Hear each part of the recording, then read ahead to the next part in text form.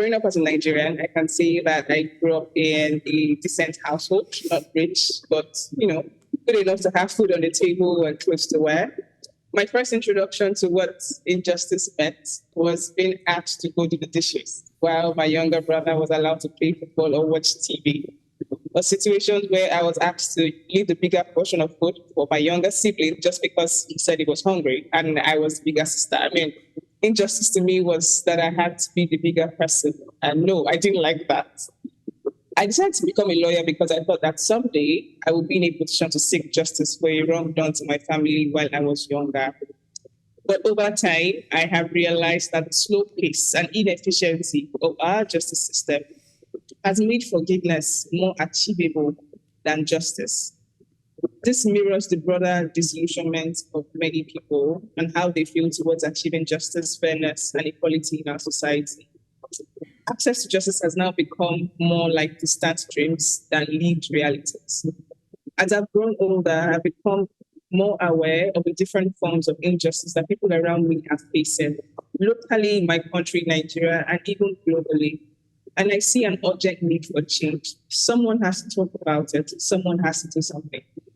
At some point, I got tired of studying law. Why fight for access to justice when a father can literally pass down a legal fight to his children and children after just because he doesn't have the social or financial standing to get speedy justice? For me as a Nigerian, one pivotal event that still echoes in my mind is the NSAS protests in Nigeria in 2020. That's about 3 years ago now. Young people like me took to the streets, demanding demanding an end to government brutality. Now, despite our efforts in funding, protesting, praying, crying, and campaigning for discourse, our government responded with violence. October 2020 is a dark mark in Nigeria's history. All these experiences have fueled both my anger and passion for access to justice.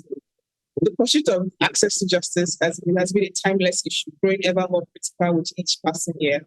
And 2023 happens to be another year when we talk about it. But I think I'm happy that these conversations are becoming more meaningful and action-driven, which I think signifies some progress.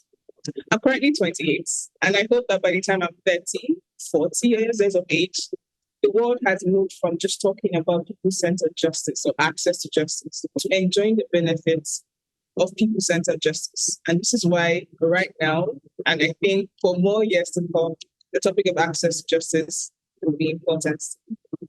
Thank you.